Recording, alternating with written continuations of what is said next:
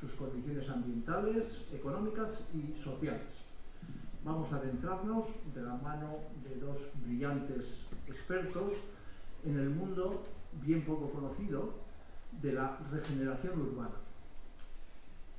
Vamos a hablar de la ciudad. Y la ciudad es un conjunto formado por una parte material, un soporte físico, integrado por cosas producidas, por obras tangibles.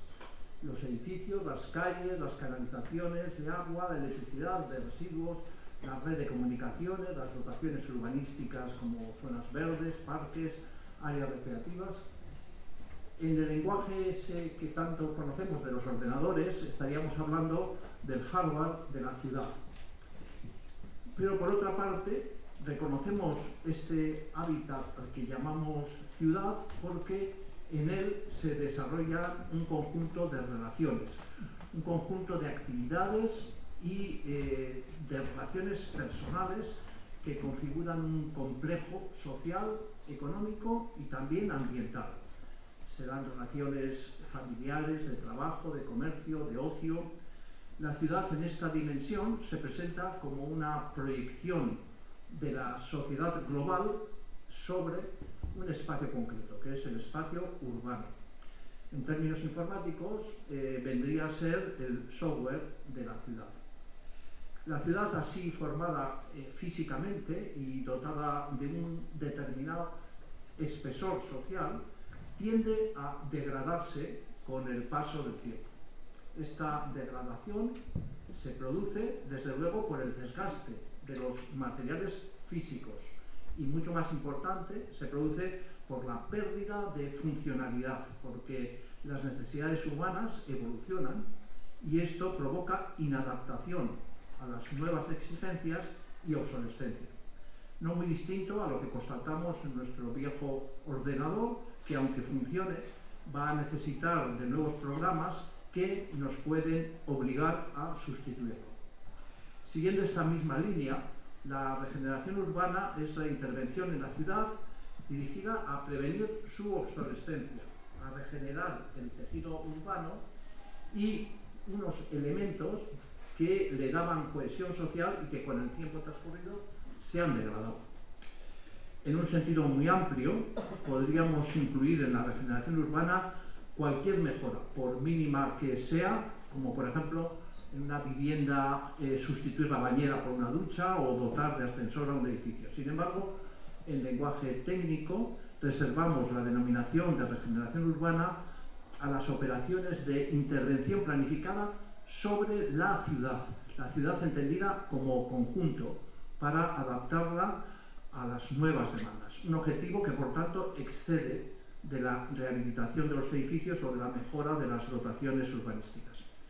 La regeneración urbana nació como categoría jurídica en España hace 13 años, con una ley del 2011 que se llamó de economía sostenible y que fue promovida por el gobierno entonces presidido por Zapatero, junto con otras medidas dirigidas a repensar la economía en términos de sostenibilidad. A este efecto, el urbanismo constituía y sigue constituyendo una de las prácticas económicas más insostenibles, en la medida en que el urbanismo hoy y ayer se sigue centrando muy prioritariamente en la producción de nueva ciudad, mucho más que en actuaciones orientadas al tratamiento y a la mejora de los tejidos urbanos de la ciudad ya existente. En el año 2013, el Parlamento español, acuciado por la legislación europea relativa a la eficiencia energética de los edificios y siguiendo la estrategia europea sobre ciudad sostenible, aprobó una ley, la ley número 8 de 2013, de rehabilitación, renovación y regeneración urbana. Con ella se daba respuesta al diagnóstico de la Unión Europea, según el cual la batalla principal de la sostenibilidad urbana se libra en la consecución de la máxima coeficiencia en los tejidos urbanos de la ciudad ya consolidada. En el año 2016, el contenido de esta ley pasaría a formar parte del vigente texto refundido de la Ley del Suelo y Rehabilitación Urbana. Este es el tema de la regeneración urbana, sobre el que esta tarde vamos a tener el auténtico gusto de escuchar a dos magníficos urbanistas expertos en esta materia, ambos vecinos de Lecho. Tenemos más a la izquierda más extrema a Nacho Tejerina, jurista a quien conocí sobradamente en Sinope. Nacho y yo fuimos compañeros en el mismo despacho de la abogacía a principios de los años 80. Nacho ejerció inicialmente como abogado laboralista y poco después pasó a la asesoría jurídica de las asociaciones entonces de vecinos. A principios de los 90 ingresó en la administración pública local, desempeñando puestos técnicos directivos en los ayuntamientos de Santurtzi, de Sestao y sobre todo Baracaldo. También ha sido muchos años profesor de urbanismo en el Instituto Vasco de Administración Pública.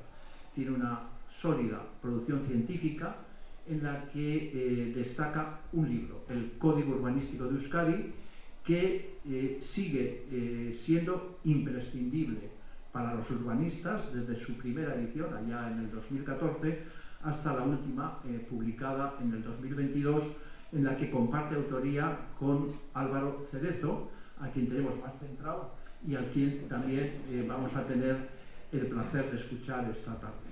Ambos, Álvaro Cerezo y Nacho Tejerina, llevan más de 10 años publicando semanalmente artículos relacionados con el urbanismo en un blog que se llama orbenismo.es. Es un blog en el que se dedica a la regeneración urbana un buen número de entradas.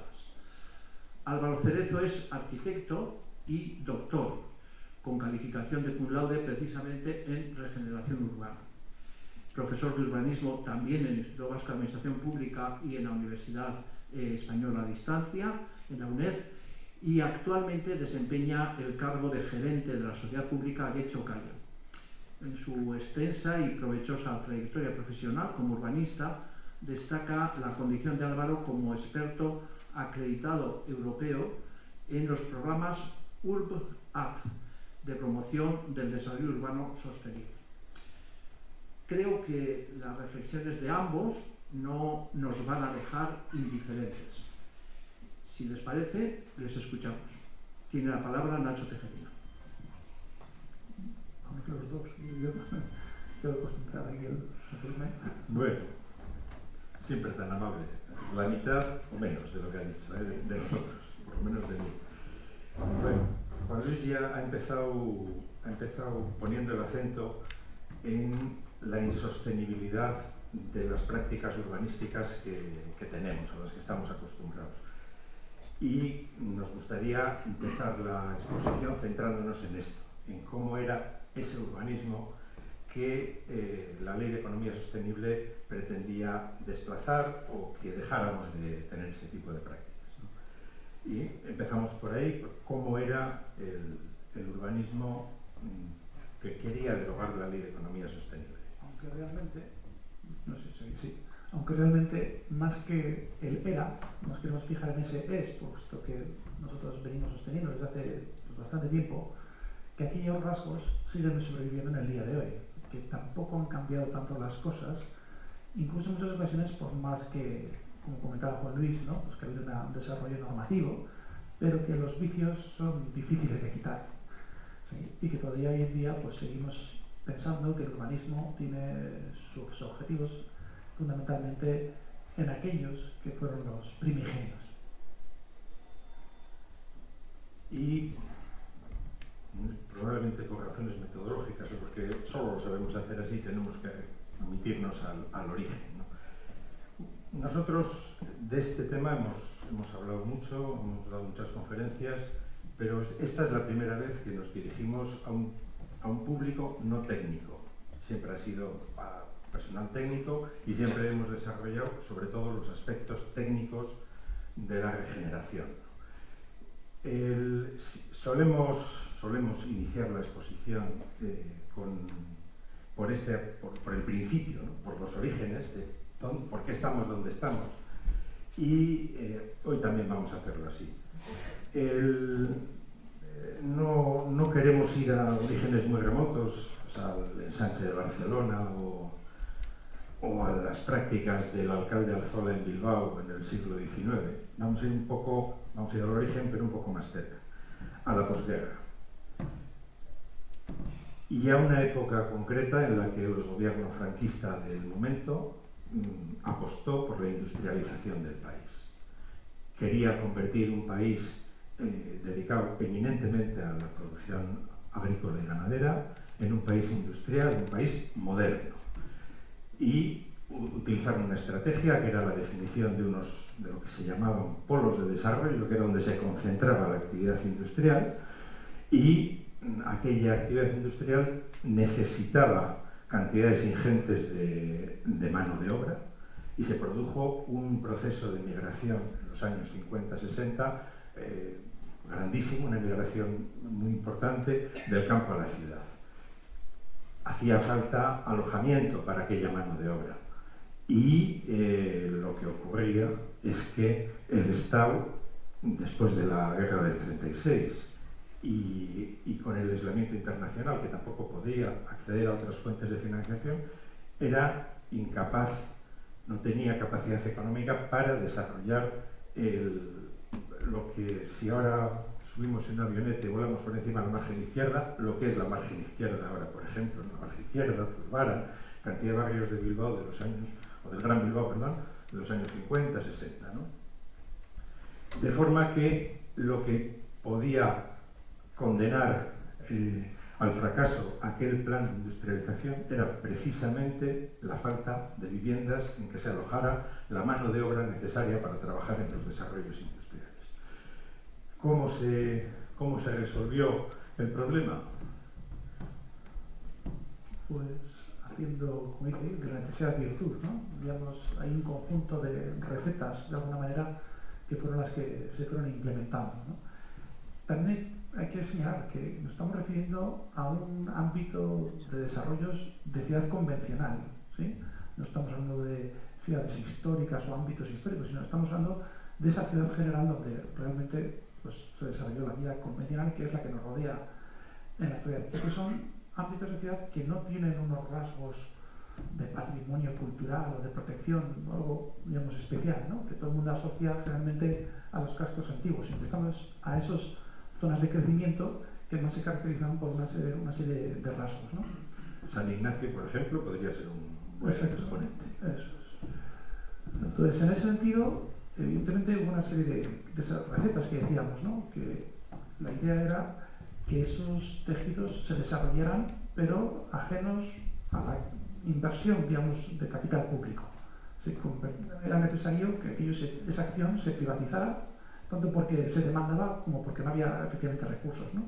Entonces había que generar un mecanismo donde, sin perjuicio de que hubiera otros incentivos, pero que se desarrollara por sí mismo. Y ahí es donde aparecen las regulaciones que han dado pie al urbanismo que conocemos, ¿no?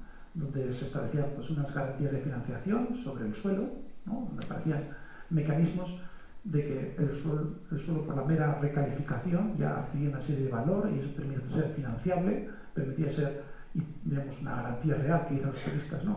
A nivel mercantil. Y, lógicamente, también había que establecer unos mecanismos de aseguramiento de los beneficios. Esto es, que aquel que se metiera en esa empresa de transformar el suelo, de proveer vivienda, ¿no? Que tuviera una cierta garantía de beneficio, que no le saliera mal, porque ¿quién se metería a hacer una operación a sabiendas de que no tiene unas ciertas garantías?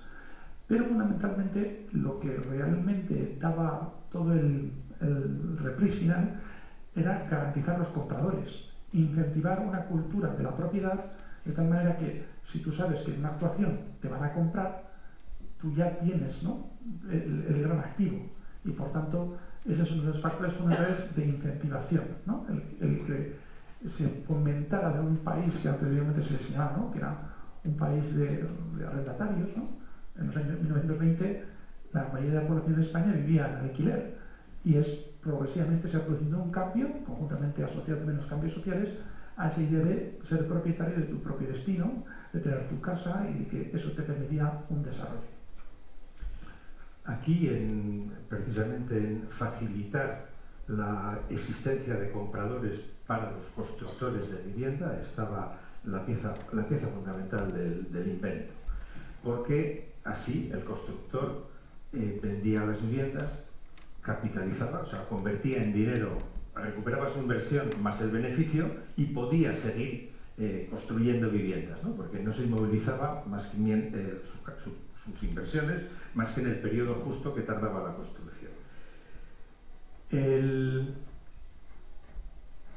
Para conseguir que hubiera compradores, el Estado incentiva la vivienda en propiedad. Como decía Álvaro, hasta ese momento la vivienda en España pues era un régimen de tenencia equivalente o similar al del resto de países de nuestro entorno, con un porcentaje de alquiler pues, normal, vamos a decir. A partir de este momento eso cambió radicalmente y los porcentajes de vivienda en alquiler han ido bajando de forma acelerada, ¿no? ¿Qué mecanismos utiliza el gobierno para incentivar la compra en propiedad y que pueda seguir circulando el negocio, ¿no? En primer lugar, una figura que es la vivienda de precio asequible, o la primera figura es esa que lo que procura es algo que podríamos describir amablemente como que puedan tener una vivienda en propiedad las personas con escasos recursos, ¿no? Que dicho así, pues es como muy amable y es interesante, ¿no? En segundo lugar, garantizar a los compradores que, aunque van a estar en una comunidad, nunca van a tener que hacer obras o invertir en el portal si ellos no dan su visto bueno. Y es una regla que también es original, que es la unanimidad para las inversiones en la comunidad. Es una unanimidad que poco a poco, con los años, ha ido devaluándose su importancia y cada vez hay menos aspectos del régimen de funcionamiento de una comunidad en que se requiere la unanimidad, pero en origen era la regla general, a diferencia también de lo que pasaba en otros entornos.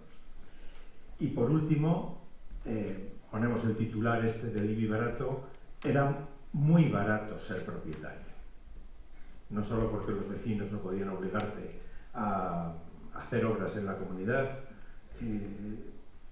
y no solo que la compra en el caso era también asequible, sino que no había tributos, no había obligaciones a consecuencia de tener esa propiedad, ¿no?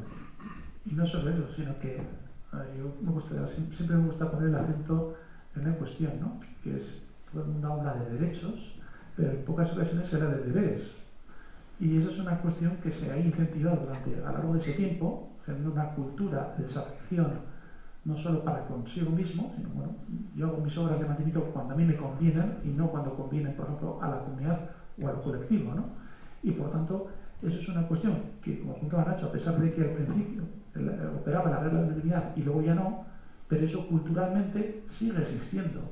Cada uno de nosotros, cuando vamos a una reunión de vecinos, poco más o menos, aunque es cierto que se toman las decisiones por mayoría, pero cualquier inversión no somos totalmente renuentes a cometer eso, ¿no? Y qué decir si de alguna manera nos viniera impuesto por un tercero, sea la propia administración o un colectivo más amplio que nuestro foro de decisión, ¿no? Entonces, es una postura también que se ha ido incentivando a lo largo del tiempo y que es difícil que eso se eche atrás, ¿no? Este es un modelo único en el mundo. O sea, no hay en los precedentes históricos españoles ni en ningún otro país del mundo hay una cosa parecida en que el urbanismo esté privatizado, el Estado garantice a los empresarios que van a ganar dinero, les garantiza la financiación, incluso les procura compradores. Eso no existe en ningún otro sitio. Y es absolutamente original. El padre ideológico de este modelo es un arquitecto bilbaíno, José Luis Arrese, que fue ministro de Falange Española de las Jons hasta 1957, y a partir de 1957 fue ministro de Vivienda, y que es muy célebre, muy recordado por aquella frase de que no queremos una España de proletarios, sino de propietarios, ¿no? Quería que los pobres fueran clase media, o creyeran que era clase media porque tenían una propiedad,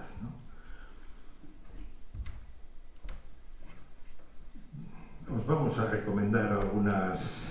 Eso es para sacar nota, ¿eh?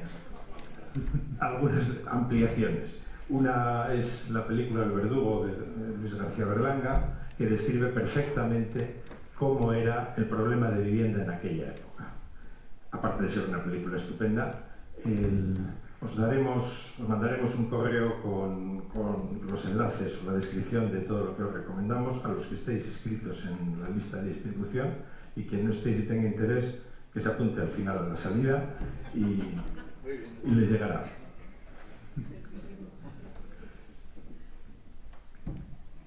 Llegó un momento en el que la necesidad acuciante de viviendas, porque el proceso de relanzamiento industrial pues se concentra en una época histórica y luego no se mantiene con la misma intensidad, en que esa necesidad acuciante de viviendas desapareció. Y lo que ocurrió fue que, a pesar de haber desaparecido, se mantuvieron los mismos incentivos y se mantuvo el mismo sistema. Y continuó ya la actividad inmobiliaria simple y exclusivamente por afán de lucro. No tenía nada que ver con la necesidad social derivada del objetivo político de industrializar el país. Era simplemente por ganar dinero. Pasando una cosa que no ocurre en ningún otro sitio, y es que el urbanismo, que por definición, y a cualquier sitio que se vaya es así, es una función pública, pero como la policía o las cárceles, ¿no? Es una función pública por excelencia, porque consiste en hacer ciudad y en garantizar una necesidad básica como es la de vivienda o un tejido productivo suficiente, ¿no? Son necesidades públicas esenciales. En España, en cambio, el urbanismo es el objeto esencial de la especulación. Y de hecho, lo que ocurre es que nos va la marcha, ¿no? A pesar de que incluso después de crisis inmobiliarias como el año 2007-2008, aún así el mercado está esperando a que, bueno, esto ya pasará y volvemos otra vez a las andadas, ¿no? Todo se trata en ese mecanismo de crecimiento constante, ¿no? De ahí al alto, al ancho, en todos los sentidos. Y donde lo que hacemos es, pues como vamos a apuntar, esa idea de que nos va el vicio de seguir y que prácticamente todos los mecanismos que ideamos para la intervención de la ciudad pasan por la idea de crecer y crecer y crecer, y más viviendas, más viviendas, más viviendas. Este es un estudio de 2015 que censó las viviendas no vendidas, y entonces había una previsión que en 2020 se confirmó, porque en 2020 todavía quedaba 1 millón de viviendas sin vender porque no eran necesarias. Estaban en emplazamientos equivocados, no solo servían porque alguien, alguno de vosotros o alguno de nosotros, compraba con la esperanza de que fuera una buena inversión porque luego se iba a poder vender o lo que sea. Era simplemente por especulación. Los constructores o los promotores inmobiliarios construían porque seguía habiendo una cadena a continuación que compraba para obtener un rendimiento económico, ¿no? Es un producto puramente especulativo que no tiene nada que ver con la necesidad. De hecho, este estudio también os mandaremos la referencia. Hay un estudio que ha comprobado que desde 1950 hasta el año 2000 el 70% de la acumulación de capital, de la acumulación de riqueza, tiene origen en la especulación inmobiliaria. No tenemos el nivel económico como país, no tenemos el nivel económico ni por el turismo, ni por la fabricación de no sé qué cosas que seamos los mejores del mundo, ni por el fútbol, no, es simplemente por el ladrillo. El 70% de nuestra riqueza actual, es de la acumulación de riqueza de 1950 a 2000, tiene origen en el producto de la especulación inmobiliaria. Otra recomendación, Obelis y CIA, si sustituimos los menires por viviendas, está explicado perfectamente cómo funciona la economía española. Perfectamente. Este es un gráfico que realmente también muy interesante, porque nos muestra cómo nos hemos transformado, ¿no? De un momento a los periodos, ¿no? No es la transición, ya estamos en el periodo democrático, pero estamos en los 90, donde podéis ver claramente cómo se distribuía de una manera algo más homogénea entre los distintos sectores, digamos, el crédito, ¿no? Cómo se repartía la inversión. Y vemos cómo, sin perjuicio de los procesos de externalización, internacionalización, pero progresivamente todo lo que es el ámbito inmobiliario va creciendo y todos los demás segmentos se van estrechando, con las consecuencias que eso tiene. Evidentemente, desde el punto de vista de transformación social y, lógicamente, de acceso al trabajo y la ubicación, que eso tiene una correlación con lo que antes señalaba Nacho, ¿no? Que vamos teniendo progresivamente las viviendas donde no es la mejor implantación y, por tanto, suceden esos fenómenos que, bueno, yo creo que están en manos de todos, ¿no? La España vaciada, etcétera, que son parte en consecuencia de los procesos de desindustrialización y que deriva a que además, bueno, pues se va retroalimentando el segmento productivo hacia ese segmento de la vivienda o de la inversión inmobiliaria. Es muy significativa la reducción de las inversiones en industria, ¿no? Que ha pasado a ser un tercio en un periodo de 20 años, se ha reducido en un tercio a un porcentaje pues prácticamente ridículo, ¿no? O la inversión en agricultura, en el sector primario, que ha pasado del 3% a ser un 1% de la inversión total, ¿no? Lo importante de la inversión no es la foto fija de este momento, ¿no? de 2015, no es la foto fija de ese momento. Lo importante es que esta foto nos está diciendo, nos permitía predecir la caída de producción que tenemos en este momento, ¿no? En este momento somos lo que podemos ver aquí, ¿no? En cuanto como dice el titular del gráfico, los préstamos configuran nuestro futuro, ¿no? La actividad económica especulativa inmobiliaria ha producido mucha riqueza, pero no aquella riqueza que puede servir para que el país funcione,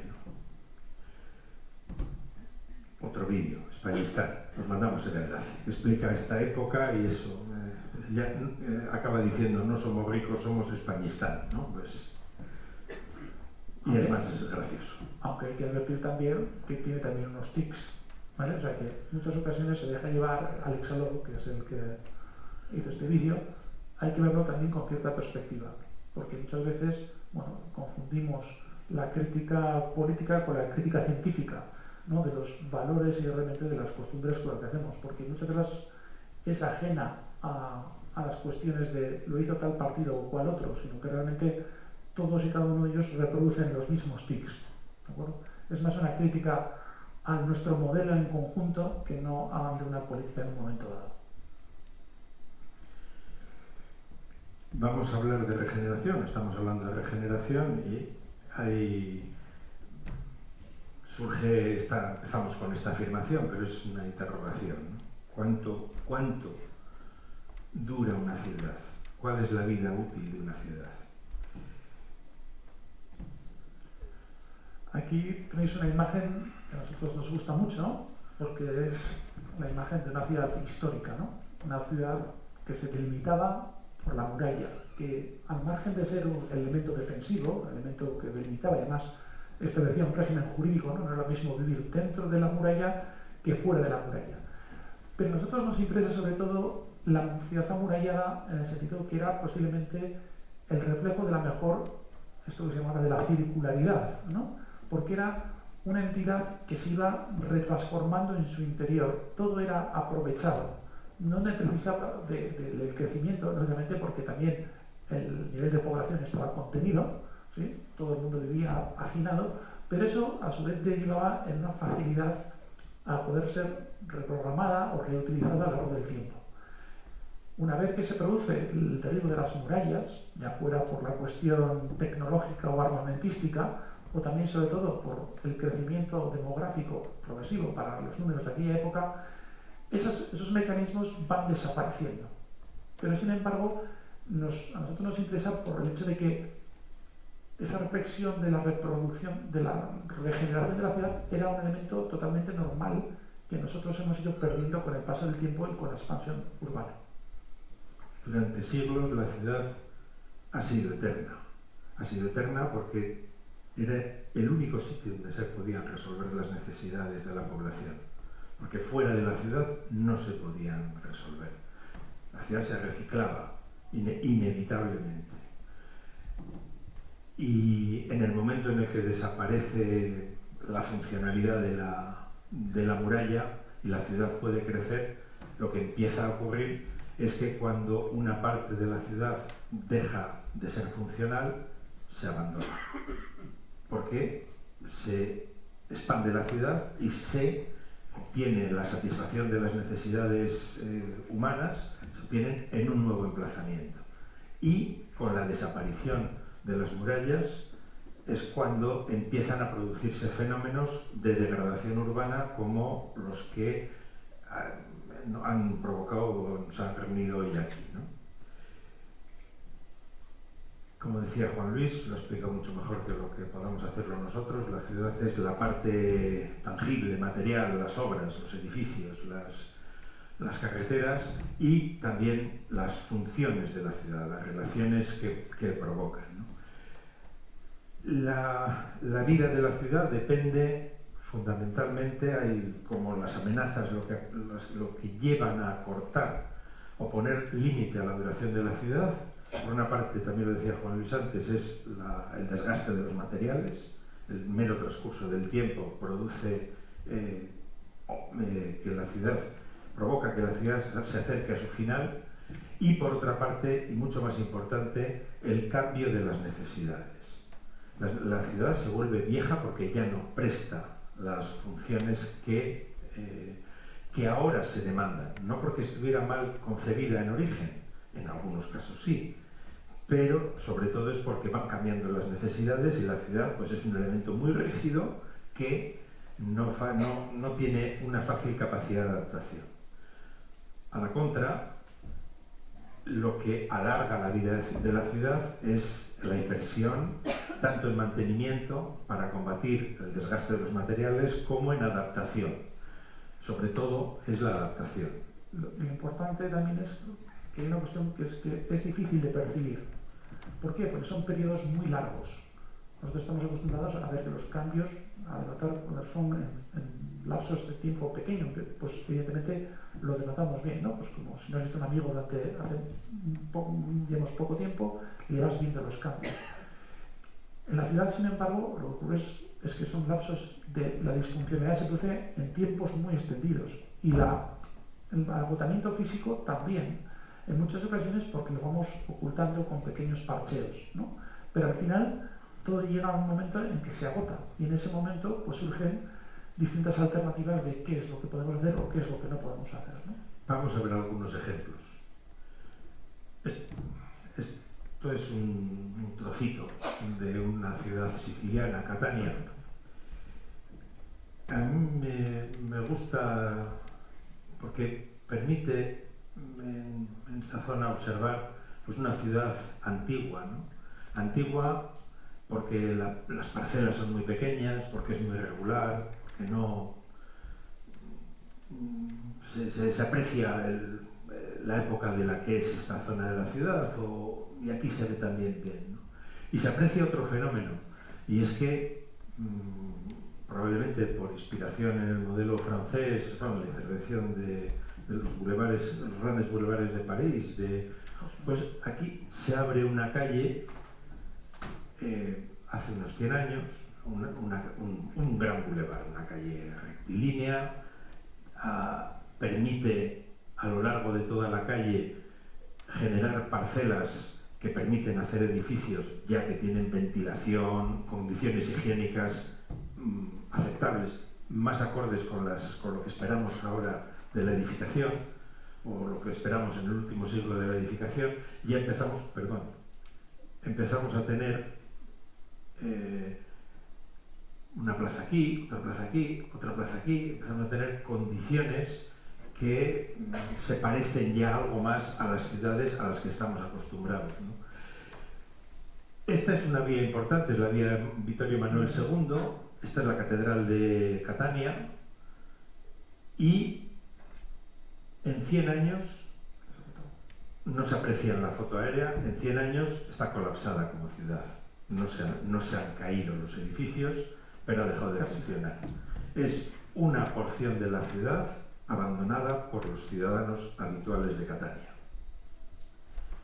En el caso de Catania, en el caso de esta porción de la ciudad, la vida útil que ha tenido es muy inferior a 100 años. Ahora se ve, porque vemos ya los restos de la degradación, pero se habrá tenido 60, 70 años. Las manifestaciones más claras a los 100 años pues son estas, ¿no? Y vamos a ver el ejemplo contrario. Este es Donosti, en la calle Miraconcha, donde realmente ahí se han ido produciendo a lo largo del tiempo distintos procesos, ¿sí? Donde ahora nos vemos una imagen totalmente casi ideal, ¿no? Donde vemos que a lo largo en esta zona de aquí, que es subiendo aquí al palacio de Granada, se han ido produciendo procesos de sustitución, de mejora, pero claro, lógicamente aquí está amenazado porque el tejido no ha perdido competitividad. De hecho, ha habido un proceso de revalorización constante de los activos inmobiliarios que ha derivado en su constante mejora, ¿no? Y eso ha impedido que se llegue a la degradación. Pero más allá de la cuestión monetaria, lo que ha sido es seguir teniendo interés. Es cierto que alguien dirá que enfrente tiene la Concha, ¿no? El marco incomparable y la barandilla, pero evidentemente eso no ha impedido, o al revés, ha facilitado que no se haya producido esa degradación, a pesar de las mejoras y las distintas inversiones que se han ido realizando a lo largo del tiempo. Bueno, ya pasamos, hemos hablado de cómo es el urbanismo, hemos hablado de la vida de la ciudad, y ahora pasamos a hablar de cómo se relaciona el urbanismo con la ciudad, ¿no? Con la ciudad existente. El urbanismo interviene de dos formas, básicamente. Uno, la expansión de la ciudad, el crecimiento de la ciudad, y otro es la intervención en la ciudad existente. El urbanismo español de los últimos 70 años se ha caracterizado por no preocuparse de la ciudad existente. Hay actuaciones, ya vamos a ver alguna, pero no tiene ni técnicas ni mecanismos, ni siquiera es demasiado interesante la intervención en la ciudad existente, porque el modelo está construido para otra finalidad, que es el crecimiento de la ciudad. El primer ejemplo es Zorrozaurre. Y continuamos también, o podemos continuar con la pregunta anterior, de cuánto dura una ciudad. Zorrozaurre, hay edificaciones antiguas, sobre todo estas edificaciones residenciales de Borde de la Ría son antiguas. Hay desarrollos de pabellones industriales también, pues igual de los años 20, de los años 30, pero el 80% de la edificación que podemos ver en esta imagen en Zorrozaurre, ya del Zorrozaurre hasta antes de ayer, es de los años 50-60. Aparece con la apertura del canal de Deusto o con las obras del canal, no tanto con la puesta en servicio del canal, sino que fue más o menos en paralelo, ¿no? En los años 90 ya no era funcional. En 30 años ha dejado de ser funcional. ¿Cuánto dura una ciudad? Depende de muchos factores. No hay una respuesta. Podría haber una respuesta, que es que todas llegan a su final. Pero ¿cuál es el plazo? Depende de multitud de factores y es muy difícil establecer una sistemática clara o simple de cómo funcionan, ¿no? Aquí lo que ocurre, aquí nadie, ningún industrial de los que estaban en Zorrozaurre si tenía que cambiar de proceso productivo, si tenía que invertir, si tenía que... pensaba en hacerlo en Zorrozábal. A partir de un determinado momento, aquella empresa que se le quedaba pequeño el pabellón, lo que pensaba era en irse. A nadie se le ocurría apostar por el futuro de Zorrozábal, porque estaba condenado indefectiblemente a la ruina, toda la actuación, ¿no? ¿Cómo actúa el urbanismo español ante fenómenos como Zorrozábal? Esta es una imagen del plan de Zaha Hadid. A pesar de que las texturas son como de metacrilato, que parece que tiene poca densidad, pues ya se aprecia cuál es el planteamiento. Tiene dos características. Primero, desaparición de los usos productivos, monocultivo de la vivienda y mucha vivienda. Cantidades ingentes de vivienda. Eso es lo que sabemos hacer. Eso es lo que hacemos. Aquí publicamos en nuestro blog un resumen de la tesis doctoral de un colaborador del blog, en el que nos preguntábamos cuál era el futuro más rentable para un ámbito como la isla de Zorrozábal.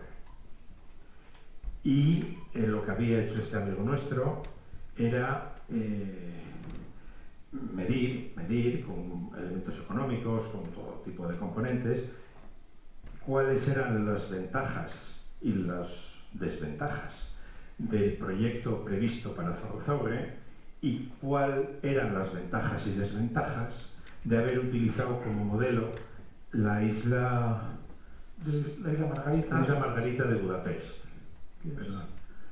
¿Qué es esta imagen?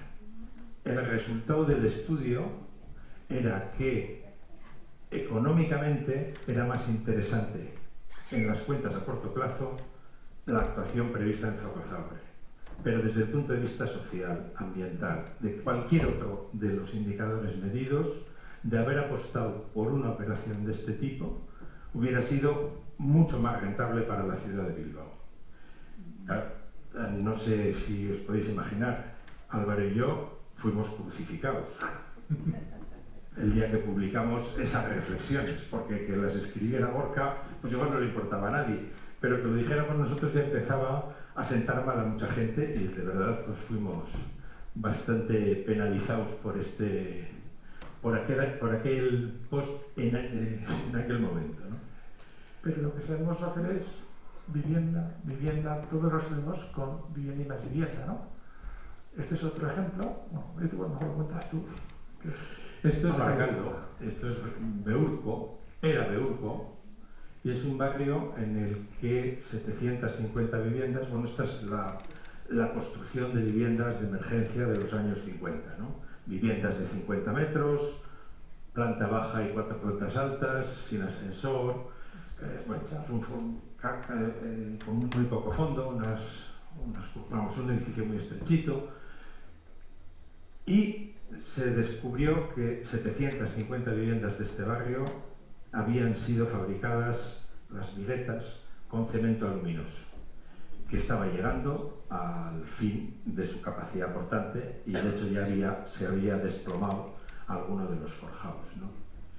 ¿Cómo es capaz de actuar el urbanismo, el urbanismo que tenemos, ese que decía la Ley de Economía Sostenible que era insostenible? ¿Cómo es capaz de actuar ante problemas como estos? Pues lo mismo que en Zorrozábal. Más vivienda. Vivienda y más vivienda. O sea, hemos multiplicado por no sé cuánto el número de viviendas, la superficie construida, y donde había un barrio pues de estas características, ¿no? Pues ahora tenemos edificios. A mí tengo que reconocer que me gusta, pero bueno, no como modelo, sino como arquitectura. Y lo que sí, digamos, nos acostumbramos a pensar que esta es la solución aplicable y extensible a todo, pero no nos damos cuenta de que realmente es una solución realmente puntual. porque todo se basa en la existencia de futuros compradores, ¿no? De que cada vez haya más compradores que puedan resolver a que los que estaban antes les salga gratis, más el constructor o promotor, y que al nuevo, lógicamente, también pueda comprar la vivienda. Entonces, todo se basa en un crecimiento exponencial. Pero no nos damos cuenta de que hay unos efectos colaterales, que es que no existe un universo de compradores tendencialmente suficiente para todo ese incremento o multiplicación de por 2 o por 3 para que todo el mundo aparentemente le salga gratis, y que nunca es gratis para todo el mundo. Puesto que, además, hay otros efectos como lo que ocurrió aquí, ¿no? Que es que en un momento dado, para realojar a semejante cantidad de gente, tienes que buscar unas localizaciones en alquiler, y no hay suficientes viviendas en alquiler para hacer todos esos procesos de reconstrucción, de tirar y volver a construir encima. Con lo cual estamos generando otra serie de fenómenos inducidos que agotan la capacidad del mercado de alquiler, y luego pues, nos quejamos de que no hay mercado o no hay viviendas en alquiler, y por tanto hay una serie de problemáticas. Pero esto mismo se va reproduciendo también en otros lugares tan próximos o tan recientes, ¿no? Esto es Basurto, vamos, en las Torres de Garellano, donde realmente vamos produciendo el mismo efecto, y además de una manera acumulativa, porque ¿cuántas veces o cuántos compradores de este tipo de viviendas van a existir? Porque esto lo que genera son otros problemas, no solo ya a nivel micro, digamos, de una localización de un barrio concreto, sino estamos llegando a ámbitos de la mera ciudad, en este caso de Bilbao, pero también en ámbito metropolitano, incluso provincial, porque lo que está produciendo son fenómenos, digamos, de aspiración de personas vaciando otros tejidos. Yo lo conocí bien siendo arquitecto municipal en Zalla, donde realmente se está produciendo un fenómeno de que la gente joven ya marcha, ya no vuelve, y por tanto va perdiendo población. Los activos no tienen esa capacidad ni siquiera para administrar su propia cuota de renovación, porque las grandes urbes van concentrando todo un conjunto de fenómenos derivados de una aparente regeneración que no es tal, sino que se están produciendo soluciones de toda la vida mediante crecimiento y vivienda y más vivienda y más vivienda. Lo que queremos destacar es que no son ejemplos puntuales, sino que es la solución estándar. El tratamiento que tiene nuestro urbanismo para la ciudad existente es el que estamos viendo, y es la solución estándar. Puede haber alguna actuación que se salga de la norma, pero no es frecuente. Todas las intervenciones planificadas son de estas características, ¿no? ¿Qué ahora queremos meter en la estación del AVE en el centro de Bilbao? Pues nada, ponemos viviendas y ya lo resolveremos, ¿no? Siempre es la misma solución, es la solución por defecto, ¿no? Pero no queremos insistir, pero sí queremos traer un ejemplo que creemos que es bastante significativo. Esta es, por llamarlo de alguna forma, la plaza central de un barrio que está aquí al lado. Es el Bullón, en Santurce. No hace falta, la foto ya dice bastante. No hace falta extenderse mucho en qué es lo que pasa en el Bullón. El ayuntamiento aprobó un plan clásico de esto, de tirar el barrio y hacer viviendas. Y lo que pasó fue una cosa llamativa, y por eso os lo contamos, ¿no?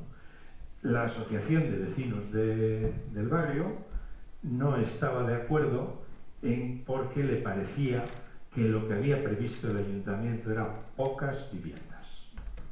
Querían más viviendas. ¿Por qué razón? Porque cuanto más ganara quien hiciera esto, más les iba a tocar a ellos. En mejores condiciones iban a poder negociar el cambio de vivienda vieja por nueva. Lo importante de esta anécdota es que los vecinos recurrieron a los tribunales y ganaron el recurso, y los tribunales anularon aquel plan del Ayuntamiento de Santurce porque había pocas viviendas. Y no es un error de los tribunales, es que la ley es así. Nuestro problema no es que nos guste, sino que si no nos gustara la ley nos obliga. Lo que ocurrió fue que el ayuntamiento cumplió la sentencia, incrementó el número de viviendas, y los vecinos volvieron a recurrir porque, a pesar del incremento, seguían pensando que eran pocas viviendas para lo que ellos esperaban. y volvieron a ganar el pleito. Y por segunda vez se anuló el proyecto del ayuntamiento de intervenir en este barrio, ¿no? Es decir, el modelo no deja muchos resquicios, obliga a repetirse y reproducirse constantemente, ¿no? ¿Qué es lo que ocurre si, a consecuencia de estos recursos o lo que sea, por poner este ejemplo del Bullón, no se hace nada?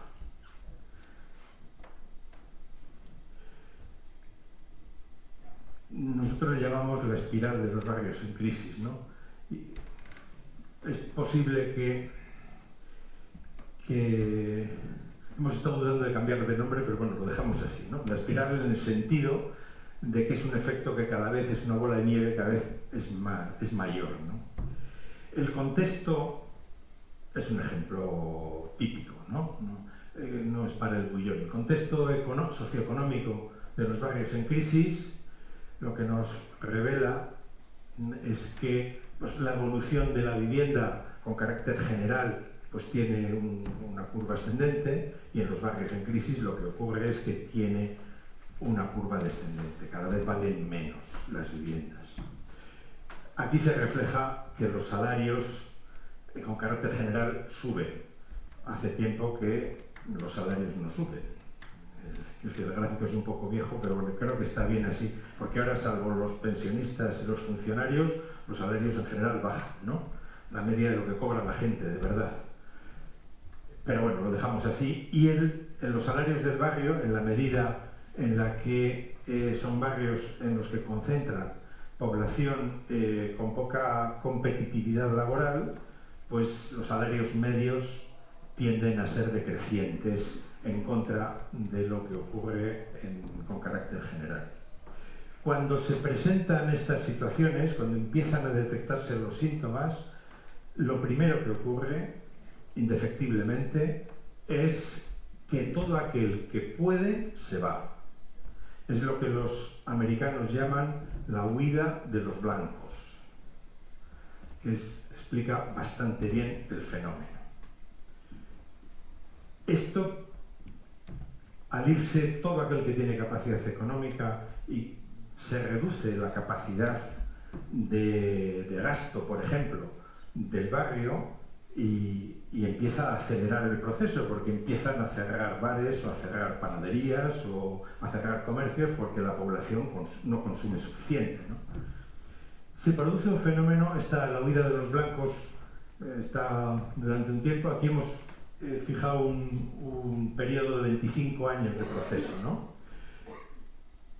Llega un momento en que lo que ocurre es que los que tienen capacidad económica pueden huir, porque aún así pueden asumir incluso una pequeña pérdida, porque ven los primeros indicios de la degradación, pero a partir de un momento dado, nosotros lo situamos en este punto entre los 15 y 25 años, ya no, el vendedor ya no puede asumir la pérdida en su patrimonio, porque no le permite ir a otro lugar y sustituir su vivienda, y por tanto ya queda cautivo en su barrio. Y por tanto en esos barrios lo que se va produciendo es que todo el mundo va entrando en una especie de degradación. Por eso hablamos de esa imagen de la espiral, y va perdiendo, digamos, su activo, va perdiendo valor en sus bienes, hasta que progresivamente lo que hacemos es, incluso inducido hasta por la propia norma, ¿no? Por la propia ley que decía anteriormente Nacho, ¿no? Que es que incluso cuando no queremos, la ley nos obliga a ello, ¿no? Y lo que se va produciendo es un deterioro casi en las tres componentes que al principio exponía Juan Luis, ¿no? El componente social, con un componente económico y también ambiental, porque los edificios, todo se va degradando, y lógicamente se induce a llevar en que en su grado extremo se producen, o la necesidad de esos procesos de sustitución, porque sale más a cuenta derribar y sustituir la ciudad que realmente mantenerla, ¿no? Pero sin embargo, la pregunta es si realmente podemos asumir esa realidad constantemente como un proceso inducido o del propio proceso urbanístico. Como conclusión de este repaso de cómo actúa el urbanismo en la ciudad existente, podríamos resumir que el objetivo es la ganancia a corto plazo. Y para conseguir esa ganancia a corto plazo la primera medida es dejar que la obsolescencia y la degradación madure. O sea, cuanto más se tarde en intervenir, más edificios se habrán caído por antigüedad o por falta de mantenimiento y más barato será intervenir. Y si es más barato intervenir, mayor beneficio.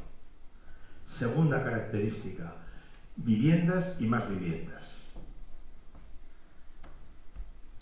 Es la forma de optimizar los ingresos y también optimizar los costes.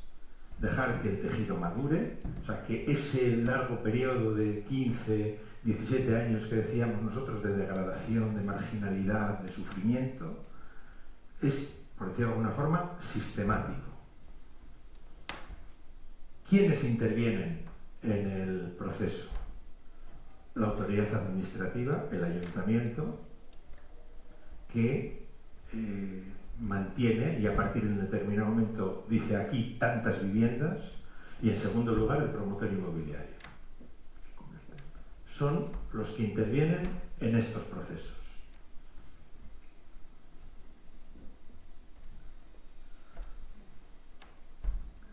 ¿Qué papel tiene el vecino? Bueno, ninguno. Y no está tan lejos, ¿eh? Lo tenemos bastante cerca, estos mismos fenómenos, aquí incluso en Guecho, podemos encontrar más de un ejemplo en este sentido. ¿Sí? Como decimos, el urbanismo, tal como nosotros lo entendemos, para la pervivencia, para la preservación, pues no puede ser en ese mismo, seguir con esa misma dinámica, ¿no? Y por tanto, necesitamos afrontar el problema desde otra óptica. En primer lugar, y lo apuntamos antes, ¿no? Esa imagen que decíamos, que le gustaba Nacho la imagen de la arquitectura, a mí no tanto, pero bueno, me gustan los colores. Pero el hecho es que lo que nos damos cuenta es que esos fenómenos de sustitución lo que hace es van captando las primeras opciones de los primeros compradores y por tanto van impidiendo que las demás actuaciones puedan aplicar la misma receta, ¿sí? Y por tanto por eso decimos que es una especie de como de lotería. Hay distintos tipos de lotería, ¿no? La lotería de la primitiva, de que te toca, pero también es si te toca dentro de una de estas actuaciones, ¿no? Donde el chiste está, ¿no? En la recalificación o el famoso viejo por nuevo, ¿no? Con alguna mejora, con algún incremento, que es lo que la gente realmente aspira, ¿no?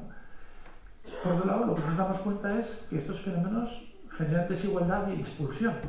Mucho se habla de la gentrificación, ¿no?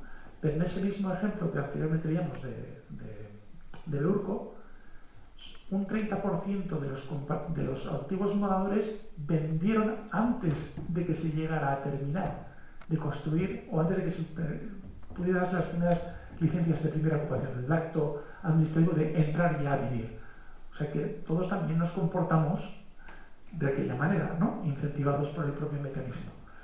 Y, lógicamente, hay una cuestión que no vemos y que va a ser determinante, antes lo comentábamos, ¿no? El impacto sobre el medio ambiente. Creemos que el cemento, ¿no? La construcción, no tiene efectos. No tiene efectos los derribos. Yo que soy una especialista en gestión de residuos de construcción y demolición, somos muy poco conscientes porque ocultamos la cantidad de residuos que producimos. Y no me estoy refiriendo a los residuos urbanos que tenemos debajo de la fregadera, ¿vale? Si no estamos hablando en este caso de esos residuos de construcción, el coste de tirar una ciudad abajo cada 25, 30, 40 años es ingente. Y sin embargo, porque además no tenemos una cultura de reciclaje. Y además porque lo ocultamos en algunos lugares estratégicos, en esas vaguadas ocultas, que así nos es menos molesto de ver cuánto es ese coste de los residuos. Pero no es solo el tema de residuos, sino que realmente la producción propia de los edificios, de la construcción, también produce un consumo ingente de materiales, de energía, de emisiones, que es un coste que parece que nunca está en la cuenta, ¿no? Que eso es un coste propio de la naturaleza y de la acción urbanística que debemos de asumir, pero que realmente no podemos asumir. Y porque, bueno, en fin, nada es gratis, como veis, porque todo tiene efectos colaterales en los planos sociales, económicos o ambientales, ¿no? Todos esos fenómenos de desplazamiento, de gentrificación, que todo el mundo habla, ¿no? Aunque todos nos comportamos de igual manera porque todas las operaciones producen gentrificación, todo produce incremento de valor, todo produce desplazamientos, desde que es una campa, cuando es una actuación de primera puesta, de primera implantación, hay una serie de personas que desaparecen, bien porque les interese o porque venden, ¿no? Y aquí ocurre lo mismo en los fenómenos de la ciudad existente. Y por eso decimos que nada es nunca es todo gratis o que nada es gratis. Vamos a dedicar un poquito a qué dificultades tiene abandonar este modelo, ¿no? Este modelo de urbanismo, este modelo de intervención en la ciudad. Y queremos empezar por un ejemplo, ¿no? Es la calle Curuseiras en el casco viejo de Ferrol, patrimonio histórico. La calle Curuseiras es camino inglés de Santiago. Bueno, pues tenían subvenciones importantes para ver si se recuperaba el barrio y la zona. Y una comunidad pues apostó se acogió a un programa de subvenciones y rehabilitaron su comunidad. Cuando estaban acabando la obra, la policía precintó la calle porque por riesgos de derrumbamiento de otros edificios no se podía transitar por aquella calle. ¿Por qué traemos este ejemplo? Porque de poco sirve arreglar nuestra casa si no se arregla nuestra escalera. Y de nada sirve arreglar nuestra comunidad si no se arregla nuestro barrio. Este es un problema que solo se puede resolver de forma colectiva. No se puede resolver de forma individual. De la misma manera que no se resuelve ahora que todo el mundo está con las Next Generation, las ayudas, ¿sí? El problema de la eficiencia energética, de las emisiones, no se arregla uno a uno, no se arregla edificio a edificio, sino que se arregla de manera colectiva, cuando todo el mundo en una actuación conjunta y cuando realmente incluso los recursos públicos que se invierten o que se producen o que se otorgan en medias soluciones están sujetos a objetivos colectivos y no a objetivos individuales, y llamamos individual a la comunidad de vecinos del portal. Estamos hablando que cuando hablamos de lo colectivo estamos hablando más allá de la mera propiedad de un bloque, sino estamos hablando del barrio, ¿sí? Por eso no son tan eficientes. Esto es un mensaje un poco algo escabroso, porque el gobierno parece que está en otra línea, ¿no? Todo el mundo es rehabilitación, rehabilitación, algunas veces se le escapa la palabra regeneración, pero ese es un claro ejemplo, el de Ferrol, donde realmente vemos claro, es un caso extremo, y por eso también es muy ilustrativo, pero realmente es la ineficiencia de la actuación individual, incluso cuando es loable la mejora de uno de ellos, ¿no? Porque al final se produce que no es posible el uso. Está este fomento del individualismo en cuanto al uso, tenencia y rehabilitación de las viviendas. Es un vestigio de una medida tomada por el franquismo para potenciar la inversión en vivienda, ¿no? No importa que estés en una comunidad porque no se hará nada si tú no quieres. Y eso podemos verlo como un derecho y como algo digno de protección, cuando ahí está precisamente, pensamos nosotros, la principal debilidad para la intervención de conjunto en la ciudad. Y la intervención en conjunto es la única que puede ser útil. El sistema urbanístico español tiene herramientas suficientes para intervenir al estilo de Zaborzaurre, porque no hace falta unanimidad. Para ese tipo de intervenciones no hace falta unanimidad, no hace falta ni siquiera contar con los afectados. Lo decide el ayuntamiento y punto. Y si no les gusta, pues que no les guste. Para intervenciones como Zaborzaurre o la que hicimos en Beurco, esa que contaba de la luminosis, o la que se hará en el Bullón, cuando se haga, si es que se hace, para eso sí hay herramientas, pero para otro tipo de intervenciones hay la protección del individuo. Parece como que todo estuviera orientado a que solo quepa la sustitución tradicional, la que hemos definido como estándar, ¿no? Por eso, la otra variante es la cuestión económica, ¿no? Y nosotros hemos hecho un pequeño estudio, ¿no? Sobre que cuál es esta política de las subvenciones en rehabilitación, la que tenemos antes. Lo hicimos hace unos años, pero bueno, yo creo que los parámetros no han cambiado. Y puede parecer bueno, un poco alarmante, ¿no? Pero nosotros calculamos que a este ritmo de subvenciones necesitaríamos 250 años para cubrir la totalidad del parque de edificios que hay en Euskadi. Por tanto, seguramente, teniendo en cuenta además que el alcance del tipo de rehabilitación que hacemos y la construcción que podemos decir que vale para una ronda de 50 años, cuando lleguemos al 20% de todo el parque edificado, entonces ya tendríamos que volver a entrar otra vez con otra ronda de subvenciones al primero. Con lo cual lo que vemos es que es un mecanismo realmente de insostenibilidad económica, que realmente no es eficiente y que no va a permitir. Y sin embargo, seguimos insistiendo como si fuera auténtico maná, ¿no? Y de alguna manera ha salido ahora, hace poco, recientemente. Euskadi ha sido la comunidad autónoma la única, creo, que ha agotado la línea de subvenciones en la rehabilitación. En cuanto se ha terminado, la asociación de administradores de fincas ha de decir, bueno, ¿y cuándo toca la siguiente? ¿Sí? ¿Cuándo viene la siguiente ronda? Porque si no hay subvenciones, no podemos intervenir. Porque lo que hemos hecho es un sistema, digamos, de deseducación en las obligaciones y en los compromisos individuales y colectivos de la propiedad para con todo lo que nos rodea, ¿no?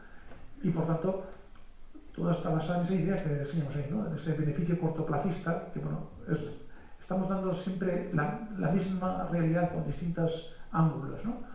Pero todo se basa en esa incentivación de la vivienda en propiedad, pero para que ello hace falta pues, esos recursos públicos que nos permitan afrontar ese problema, pero también es un problema que debe ser en todo caso colectivo y no una solución individualizada.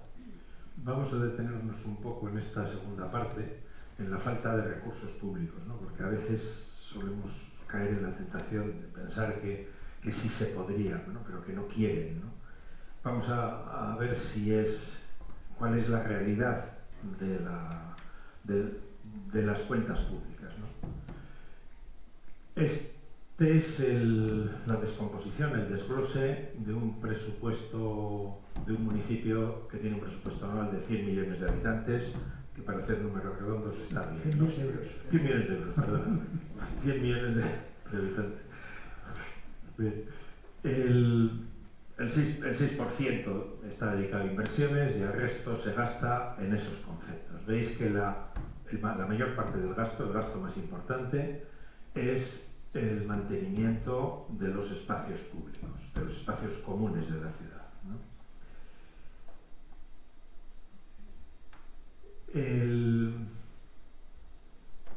Vamos distinguiendo los distintos conceptos. Por una parte tenemos el coste que supone la recogida de basuras y la limpieza viaria y la tasa de basuras, ¿no? Vemos que el coste es mayor que lo que pagamos.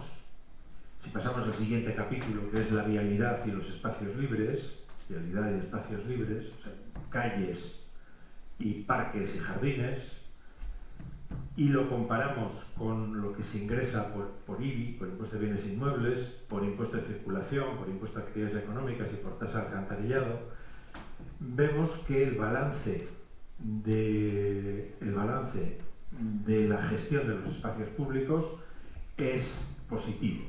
En este caso concreto, pues son un superávit de 2,3 millones de euros. Sin embargo, Esa información es la que consta en el presupuesto municipal. Pero hay un concepto que no consta en el presupuesto municipal y que, sin embargo, es imprescindible, que es el mantenimiento de la ciudad. Lo que estamos haciendo es reparación de averías urgentes y poquísimo más. La ciudad no se mantiene. Nosotros no hemos sido capaces de evaluar en una población de 100.000 habitantes, ahora sí, cuál sería el coste de mantenimiento preventivo para que la ciudad funcione. No hemos sido capaces y por eso hemos puesto esta interrogación. Pero es un concepto cuantioso y que su consideración si lo hiciéramos bien, convertiría las cuentas en deficitarias. Pero si además añadiéramos lo que todos los empresarios hacen, ¿no?, en todas sus empresas, que es el coste de amortización. Esto es, si cada año reserváramos una porción de dinero para que cuando la ciudad agote su vida útil encontremos una caja, vamos a decir, llena de dinero que nos permitiese afrontar la sustitución, ¿sí?, tendremos que ir provisionando ese renglón, esa fracción amarilla que, como veis ahí, que nosotros evaluamos siquiera en una cifra, vamos a decir, que lo dice la norma, ¿vale?, es el reglamento de valoraciones, pero que no viene al caso, que aproximadamente 35 o 40 años se considera que es la vida útil de la urbanización, de lo que es lo que pisamos y sobre todo lo que no vemos, que es lo que está debajo, que son todas las redes y servicios que están a nuestro servicio y que hacen que la ciudad funcione. Porque si no hay agua, si no hay alcantarillado, si no hay redes, si no hay telecomunicaciones, evidentemente la ciudad no funcionaría o no funciona como lo hace actualmente. Por tanto, lo que nos revela este gráfico es que hay un ocultamiento, digamos, de los costes que realmente no vamos asumiendo. Y lo que estamos trasladando es un pasivo a las generaciones futuras. ¿Sí? Que, por tanto, en esa idea de la sostenibilidad económica, por un lado, y por el hecho de qué mecanismos tenemos en el urbanismo para afrontar esa realidad que en un momento dado nos sobreviene, pues nos van aprendiendo esta serie de fenómenos que no vamos teniendo presentes, ¿no?, en nuestros costes de la ciudad. Creo que es buen momento para preguntarnos si el Ayuntamiento de Bilbao podía haber invertido en mantenimiento y adaptación de Zorrozaurre cuando empezaron a verse los primeros signos de deterioro de la ciudad. Si a alguien se le hubiera ocurrido esa idea tan loca, no hubiera podido hacer porque no había dinero en caja. No hay. O sea, todo el sistema económico municipal está organizado para que no se pueda invertir en un mantenimiento adecuado de la urbanización para tratar de alargar su vida útil. Toda la economía está organizada para que la urbanización se deteriore en un plazo en el que por su propia naturaleza genere. Pero también podríamos preguntarnos, cuando definitivamente se declara fallecida la isla de Zorrozaurre, la península de Zorrozaurre, el ayuntamiento podría haber decidido, pues no, vamos a intervenir aquí, no vamos a hacer una operación como hacen otros, de hacer muchas viviendas para que Dragados y Construcciones nos financie este asunto, vamos a hacerlo nosotros. Tampoco podría, porque la caja de la hucha, donde se ha guardado el dinero necesario para que el día que se agote la urbanización reemplazarla, también está vacía. La administración municipal no trabaja con estos conceptos y, por tanto, algo que parece que es equilibrado, en realidad tiene una dosis de insuficiencia o de déficit importantísima, ¿no? Aprovechamos también para hablar del IBI. Antes decíamos que, poníamos como titular, decíamos que la vivienda es barato tener una vivienda y decíamos, lo titulábamos como IBI barato y bueno, pues ahora aprovechamos para hablar de esto, ¿no? Hay una cuestión que nosotros nos hemos tomado la libertad de comparar zonas contiguas de realidades jurídicas o económicas un poco distintas, ¿no? Y con motivo de un trabajo que realizamos, estuvimos mirando cómo es el IBI aquí y cómo es en el País Vasco francés. En dos lugares tan cercanos como Irún y Hendaya, ¿sí? Uno a cada lado del Bidasoa. Para el mismo, digamos, tipo de inmueble, un piso de 60, 70 metros cuadrados, en Francia pagan 10 veces más. No más. ¿10? 250 euros en Irún al año y 8.000 euros en Hendaya. Eso induce a varias cuestiones. Primero, induce a los precios que la gente, evidentemente, cuando uno quiere hacerse propietario, hace la cuenta completa. Y como no se llegan a vender, también se produce un descenso de los precios, porque el comprador, desde el primer momento, siempre es informado de cuál van a ser sus futuros costes. aparte que tengan dos costes, etc. Pero es que además hay otros fenómenos. Si alguien se va a comparar los tipos de urbanización que hay a un lado y al otro lado de la Muga, son muy distintos. No hay que ir al centro del pueblo, sino a esos barrios normalitos que están en cualquier semiperiferia, ¿sí? Y observará cómo el nivel de prestaciones de la urbanización es muy distinto. Pero lo que nos llama la atención es cómo es que los europeos son tan tontos de poner un IBI tan caro, ¿sí? Y nosotros lo aducimos a ese fenómeno inicial, ¿no? Esa garantía, digamos, que se daba un IBI barato para que todo el mundo accediera a una propiedad, sin perjuicio de que, lógicamente, a la hora de diseñar nuestros impuestos en la actualidad, seguimos insistiendo en esos pasivos acumulados. Por ejemplo, cuando estaba en el arquitecto municipal de Zaya y se hizo una revisión de las ponencias catastrales, la consigna fue de que la presión fiscal siga siendo la misma. No hubo una reflexión sobre si debemos derrobar más para tener esa caja amarilla, esa hucha amarilla algo más llena, ¿no? Sino simplemente es no. Y de hecho la presión fiscal se sigue decidiendo casi por comparación entre municipios, ¿no? ¿Qué es lo que hace mi municipio de al lado? Pues lo mismo, sin que haya realmente una reflexión en ese diseño fiscal o tratamiento fiscal por cuanto que afecta a todos y todos más o menos por igual, porque más o menos todos son más o menos o proporcionalmente, ¿no? Dentro del mismo municipio. Por tanto, tenemos que cambiar las preguntas, bueno, más bien las respuestas y también las preguntas, ¿no? Porque no podemos seguir en una estrategia de que el urbanismo sea a base de lo que decimos, ¿no? El ladrillo y bordillo, de la cementera, ¿no? Del gasto, digamos, en materiales y energía, ¿no? Y por tanto, además, porque las soluciones tienen que pasar desde incorporar otras ópticas, como ves ahí, ¿no? De incorporar la calidad de las personas, de la vida de las personas a las operaciones. Otra de las recomendaciones es un documental que se titula como un programa de la 2, Escala Humana, dedicado a intervenciones de un arquitecto danés, Jan Gehl, que es muy interesante y os proponemos ver ahora, me da un par de minutos.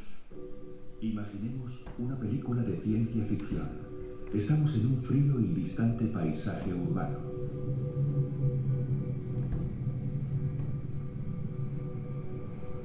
Imaginemos que ya estamos viviendo en ese futuro.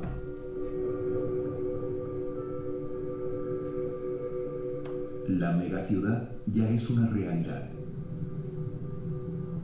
Y se parece mucho a las visiones de las películas de ciencia ficción del siglo XX.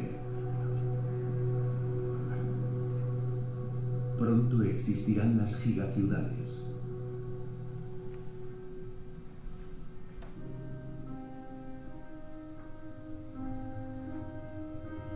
En medio de esta fría y desolada visión del futuro tenemos al ser humano. No encaja en el cliché de la modernidad. Es personal, cálido, íntimo, social. En nuestra constante búsqueda de oportunidades, dinero y una vida mejor, emigramos a las ciudades. Pero la forma en que construimos ciudades invita a la interacción humana, a la inclusión y a la intimidad. ¿Cuál es la escala para medir la felicidad en una ciudad? A veces pienso que a día de hoy sabemos mucho más sobre cómo debe ser un buen hábitat para los gorilas de montaña o para los tigres siberianos que para el Homo sapiens.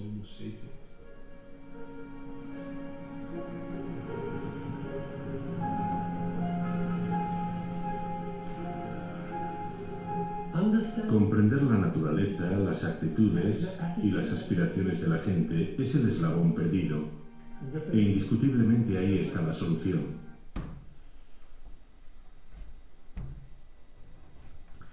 Pues, y no queremos, otra debilidad fuera de la carta, y queremos destacar un poco su importancia. No carecemos de estructuras para que la sociedad civil piense cómo quiere que sea su futuro y mucho más para ponerse a trabajar. Aquí los que organizáis estas charlas ya sabéis lo que cuesta hacer cualquier cosa. Hace falta organización, experiencia, no sé.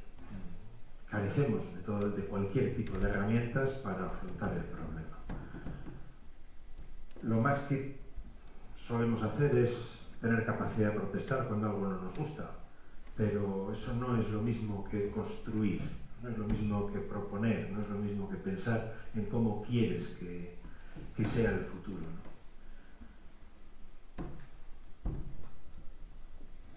La regeneración es necesaria porque no hay más que 3 caminos, solo hay 3 posibilidades. La primera es huir antes de que el barrio empiece a degradarse, la huida de los blancos. La segunda es confiar en la lotería, confiar en que yo cambio las cortinas de mi casa y mis vecinos también arreglarán y los vecinos de más allí y esto subsistirá. Eso es una lotería. O que me toque la lotería de Navidad. O que esto se demore un poco y yo me haya muerto. O me haya llevado a una residencia y no me toque. Todo ese tipo de loterías. O que un promotor inmobiliario con muchísimo dinero se encapriche en mi barrio y venga a hacer aquí, pues como Gavillano, ¿no? Y yo me llevaré parte del beneficio. Y la tercera es la regeneración. Que no pasa, pues, en principio por hacer un buen diagnóstico y afrontar la situación de cuál es la realidad de nuestro barrio, ¿no? Que esa transformación, esa mejora, también se haga de una manera justa, en el sentido que haya aportaciones de la capacidad económica, ¿no? Pero siempre a fondo del interés colectivo, cómo se tiene que incluir de manera conjunta y no de manera individualizada. Una cuestión importante y que además es diametralmente distinta con respecto a las otras actuaciones clásicas que hemos visto, ¿no? Donde la administración solo participa de una parte del negocio, ¿no? Se llama la participación de la comunidad de las plusvalías. En este caso es si podemos llegar a afectar, podemos coger todo ese plusvalor que se genera y incorporarlo a la actuación para que a la gente que está allí le salga menos gravoso, ¿sí? Y por tanto además repartir todos los costes de una manera equitativa, porque no se trata de que salga gratis, porque además no es posible que salga gratis, sino que eso se produzca, digamos, no de manera artificiosa, sino realmente quien más se beneficie, que más lógicamente aporte. Vamos a ver un ejemplo de aquí, cerquita. Antes de montar el ascensor, vivir en el Mirador del Amiaco era como vivir en un piso 18 sin ascensor. No es ninguna exageración.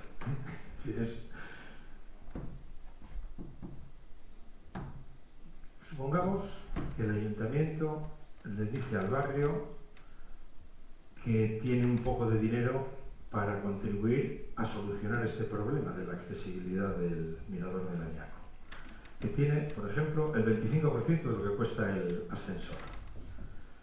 Y supongamos que los que estamos aquí, que somos vecinos del barrio y estamos preocupados y queremos vivir bien, decimos, bueno, pues oye, ¿y qué pasa si lo hacemos a escote? ¿A cómo sale? Somos el 60% del barrio, o representamos el 60% del barrio. Es difícil que se den esas circunstancias, ¿no? O sea, porque lo que probablemente pasara es que haríamos alguna manifestación en el ayuntamiento para que en lugar del 25 pongan más, ¿no? Probablemente es la solución típica. Pero vamos a pensar que se dan unas circunstancias porque tenemos mucha costumbre de hacer cosas, no solo ir al monte o ver películas, tal, y reflexionamos y se nos ocurre poner encima de la mesa esta pregunta. ¿Y si pagamos el resto nosotros? Bueno, si pasara eso, la única posibilidad que existe es la regeneración. Como decía Juan Luis, se ha instrumentado en la ley que se llama de las 3 R, de rehabilitación, regeneración y renovación urbana. Parece que lo han hecho para ponérmelo difícil.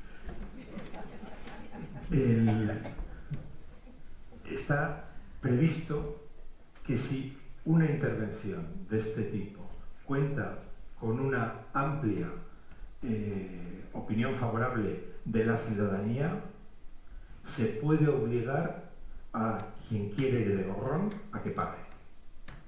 se pueden articular medidas para, siguiendo con este ejemplo, que el barrio resuelva su problema de accesibilidad pagando entre todos. Las alternativas, después de haber visto las cuentas municipales, las alternativas son pocas.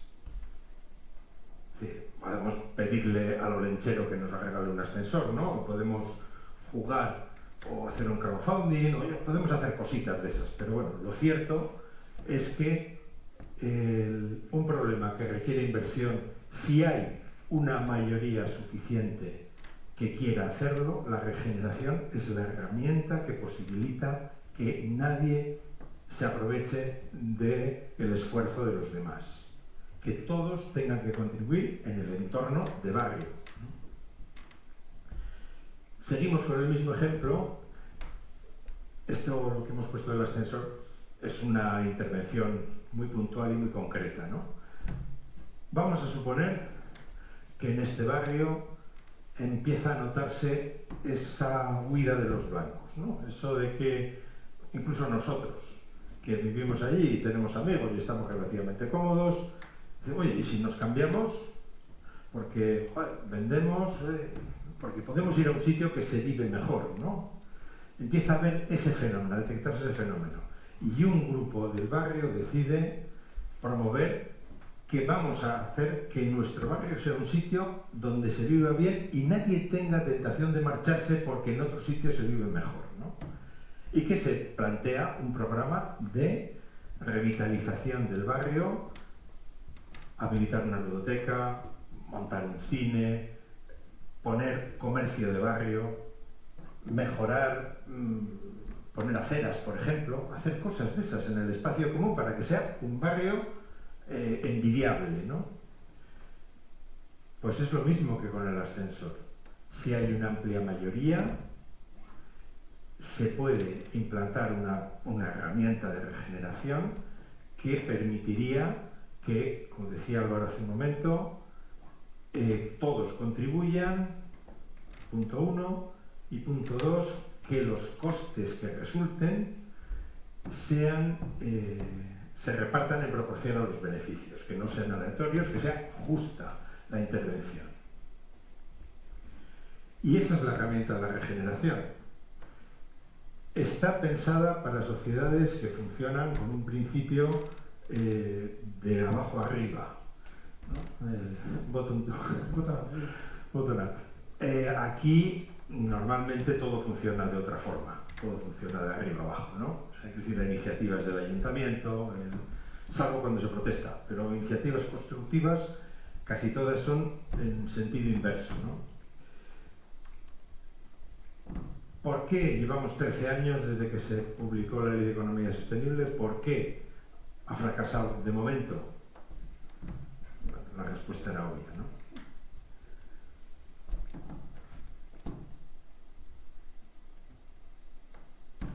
Bien, ya empezamos a acabar.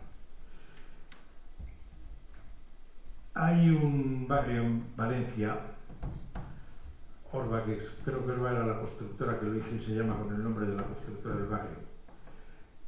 Es un barrio de unos 5.000 habitantes, con un 25% de las viviendas deshabitadas, todas con un programa uniforme de vivienda, todas son muy parecidos. Con el mismo plan hicieron casi todo el barrio, ¿no? El 50% del espacio público está ocupado por los automóviles, hay un desempleo del 40% y la población está envejecida. Y hay un proyecto de intervención en este barrio y de regeneración del barrio que a nosotros nos gusta mucho. Cuando lo vimos nos quedamos encantados. Un fantástico proyecto y que nos gusta muchísimo fue el premio ONU Habitat, creo 2014, ¿no? Recordar. Y bueno, nos gusta porque yo creo que recoge gran parte de lo que nosotros entendemos como que es la regeneración, ¿no? Que se plasma en cantidad de elementos, desde las cuestiones arquitectónicas, ¿no? que realmente eran intervenciones realmente comedidas, no solo desde el punto de vista, digamos, materiales o de componentes, sino también permitían la alteración de la fisonomía de los propios edificios para incorporar usos que realmente le dotaban de vitalidad. Cambiaba la forma y la distribución interior de las piezas. se incorporaban usos comunitarios, elementos que realmente vertebraban y asociaban. Y además, donde la gente lo que podía, porque igual había gente que no tenía capacidad económica, sino podía aportar incluso en materia, en trabajo, en otras formas de contribución para la recuperación de este espacio, que además tenía, lógicamente, cuestiones ambientales, de adaptación climática a la situación, ¿no? Entonces, tenía todos los elementos y todas las perspectivas que podían realmente incorporarse más dentro de un proceso totalmente participado, ¿no? Y por tanto, es un proyecto realmente interesante. Lo que pasa es que, a pesar de sus costes muy contenidos, pues no ha sido realizado finalmente, ¿no? Es el reconocimiento más importante que puede haber, el premio ONU Habitat para intervenciones de poblaciones, ¿no? Y aunque pueda parecer un chiste, le llamaron, cuando obtuvieron el premio, le llamaron al concejal de urbanismo del municipio, de un periódico, para preguntarle a ver qué opinaba del proyecto. Y la respuesta fue que no le había dado tiempo a mirarlo porque estaban con la inauguración del IKEA. Y no parece un chiste, pero os aseguro que no tenemos imaginación para contaros una cosa de este tipo. Es rigurosamente cierto, ¿no? Y no se ha ejecutado. Y ya para acabar, otro ejemplo que es Chueca. Yo ahora estoy leyendo una novela que sale Chueca, y os voy a leer un relato muy cortito. Bueno, sí va a leer, pero no sé, he puesto el teléfono en avión y no lo veo. Dice: la plaza de Chueca, que yo cruzaba con el corazón en un puño, con la mirada recta, para no ver lo que sucedía alrededor, el trapicheo de la droga, el espectáculo de aquellos individuos, sonámbulos, hombres y mujeres, con caras de muertos y andares de zombies, de enfermos, de algo terrible. Yo he estado mucho en Chueca porque tenía un cuñado que trabajaba en Madrid, se venía los fines de semana a casa y nos dejaba el piso de Madrid. Estaba en Chueca y yo he estado, cuando pasaba el narrador en esta novela, yo estaba allí, yo he vivido eso y yo he asistido a la transformación que ha llegado a ser lo que hoy es Chueca, ¿no? Y la característica fundamental es que aquí no ha habido ninguna inversión en cemento. La revitalización del barrio se ha producido sin, no grandes inversiones, sino sin ninguna inversión. Un barrio que estaba muerto, que era un sitio donde nadie quería vivir, se ha convertido en un sitio con muchísima vitalidad. Esa vitalidad ha traído que se invierta en rehabilitación de viviendas y que un alcalde oportunista, no se dice el pecador, ¿verdad? Un alcalde oportunista invirtió en arreglo de las calles para apuntarse tanto y bueno, y hoy no tiene nada que ver con lo de entonces, pero no empezó con una intervención como las que os hemos descrito, y por eso nos interesa poner de manifiesto que hay otras formas de intervenir y que están, en algunos casos, son asequibles y es relativamente fácil abordarlo, ¿no? Si se pone ilusión y si la sociedad funciona, ¿no? Pues, como andamos un poco mal de tiempo, pediros perdón porque se nos ha ido un poco el crono. Y muchas gracias.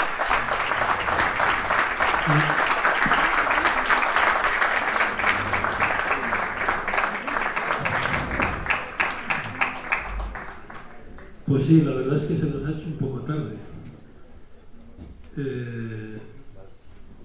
Ahora pasamos al turno de preguntas que nos van a hacer.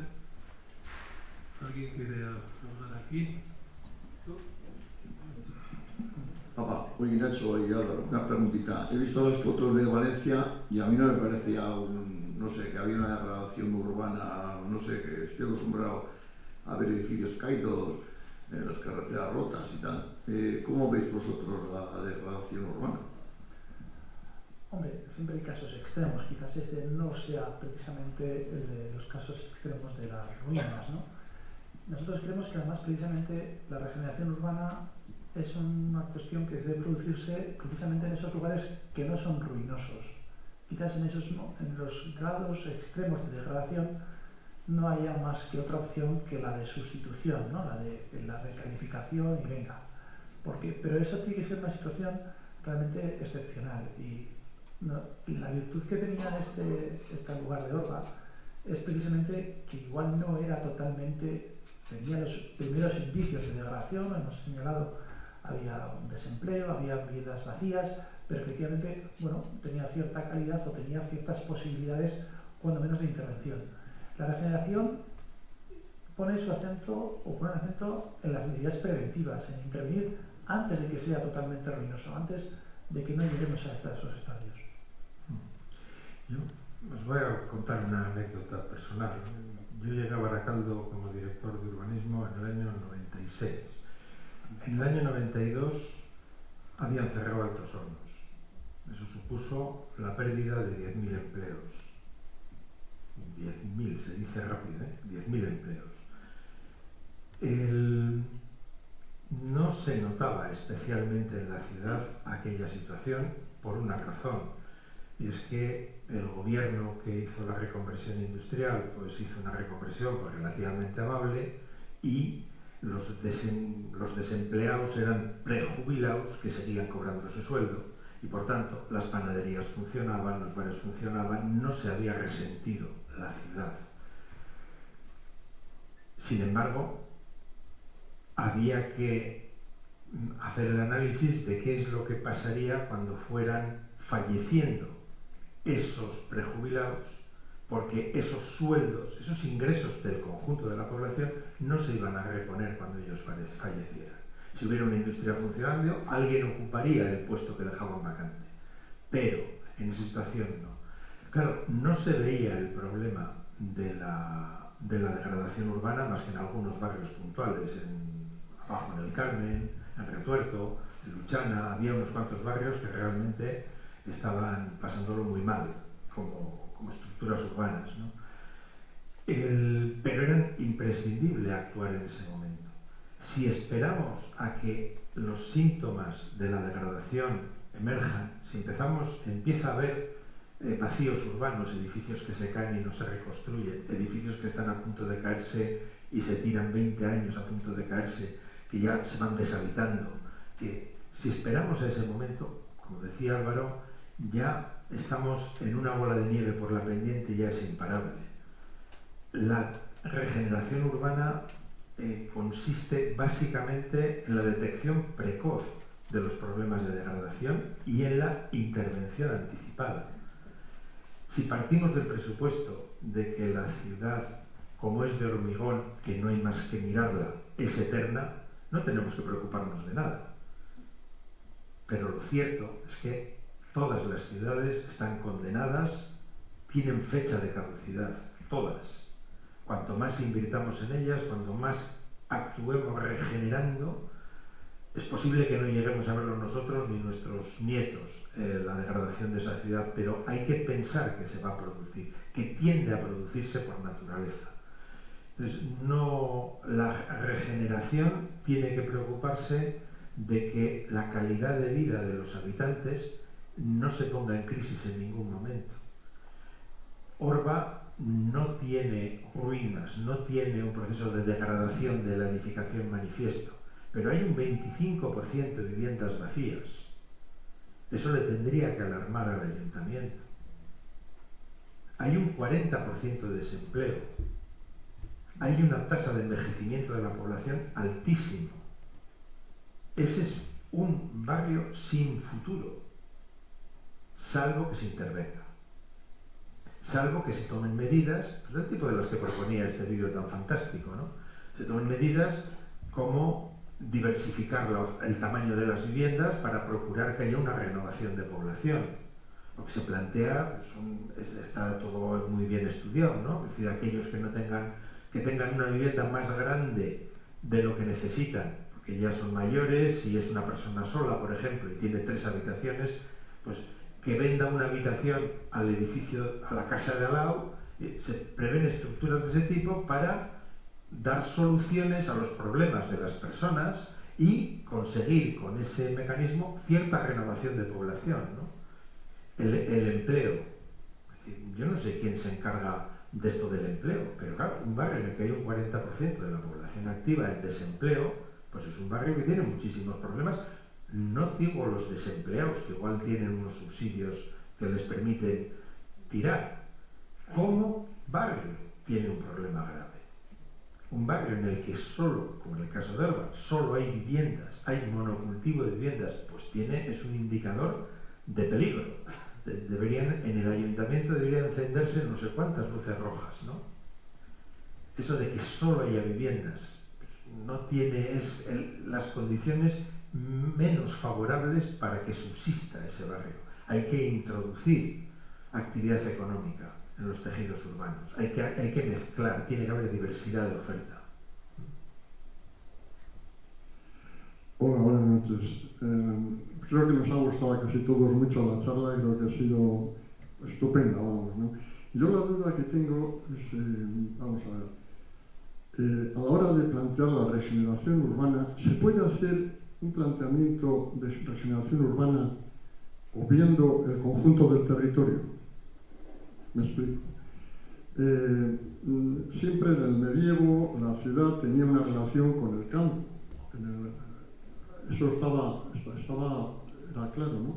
En estos momentos no vivimos una realidad virtual en la que la ciudad la vemos al margen de la naturaleza del conjunto del territorio y vemos lo que no está urbano, urbanizable, como el resto que queda ahí para en un momento que podamos necesitar incluirlo en nuestro, digamos, paquete económico para hacer alguna actuación que sea rentable, ¿no? A mí ese es el peligro que veo, por ejemplo, el ejemplo que se ha puesto en uno de los vídeos de los gorilas y tal. Podemos hacer un zoológico perfecto, pero ¿no es mejor una reserva natural? Eso es una de las cuestiones, ¿no? Entonces, yo creo que en estos momentos plantear una regeneración al margen de una recuperación global del territorio, donde la ciudad no absorba todos los recursos y sea... es la percepción que yo tengo, por lo menos, y no sé si el conjunto es que de alguna manera estamos con nuestros desplazamientos, con el coche, con no sé qué, estamos generando un riesgo medioambiental gravísimo. Entonces, yo creo que una regeneración urbana no solamente tiene que contemplar lo que habéis planteado perfectamente vosotros, sino que tiene que contemplar cosas más allá y evitar, por ejemplo, actuaciones, lo de Archanda. Archanda siempre se ha considerado el pulmón de Bilbao. Si resulta que para revitalizarlo tenemos que talar todos los árboles, pavimentar para que se pongan los coches, etc., eso es de alguna forma una visión global de la regeneración. No sé. Si podéis explicar un poco en este sentido. Gracias. La regeneración es una cuestión muy concreta que se ciñe a resolver una problemática muy concreta, ¿no? Lo que estás planteando, estamos totalmente de acuerdo. Ya nos conocemos desde hace muchos años y hablo por él también, estamos totalmente de acuerdo. No se puede, el sistema de concentración en la ciudad que implica una ruptura total con el entorno de la ciudad, en la medida que la ciudad adquiere un tamaño que deja de ser, que es imposible que satisfaga sus necesidades en su entorno inmediato, ¿no? O sea, yo creo que el problema todavía es un poco mayor que como lo describes. O sea, no es de la regeneración y la inserción de la ciudad en el territorio, ni siquiera es de la ciudad en el territorio, ¿no? O sea, en este momento estamos abandonando absolutamente todo el territorio, está siendo abandonado. Es decir, si veis que ahora hay reportajes con bastante frecuencia de fotos aéreas, si veis por ejemplo Álava, pues el suelo cultivable está reduciéndose, pero de un año a otro se ve en la foto, se ve como el suelo abandonado está creciendo, está creciendo. Ahora las patatas son de Álava, pero no son de Álava, o sea, tienen label de Álava, ¿no? El problema yo creo que es más global. No es tanto de urbanismo, el abandono del territorio y el desprecio por el territorio no es tanto de urbanismo como de sociedad, ¿no? Y un apunte solo. Una operación como lo que has descrito en Archanda no es una operación de regeneración, es entrar con la excavadora y acoplar con todo eso no es regeneración, eso es la antítesis de la regeneración. La regeneración se basa en medidas prudentes, se basa en preocuparse de las personas, una intervención de ese tipo, que es lo que antes poníamos en una transparencia, de que los urbanistas parece que somos el think tank de las cementeras, ¿no? Que es una putada, pero no le falta razón a la afirmación. Esa intervención es un poco más de cementera, ¿no? Que creo que es la antítesis de la regeneración. Cuando el gobierno Zapatero decía que había que hacer una economía sostenible, había que repensar la economía, lo que estaba expresando es la preocupación por ese tipo de intervenciones, ¿no? Como la que has descrito de Archanda.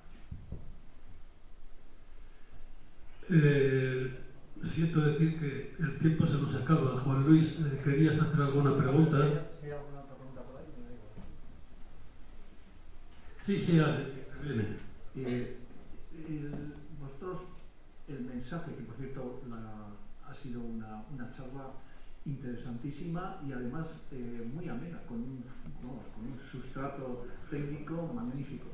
Pero creo que el mensaje de fondo es nos tenemos que enfrentar a la necesidad de regeneración urbana y no llegaremos a conseguirlo si la sociedad no llega a ser protagonista de ese proceso.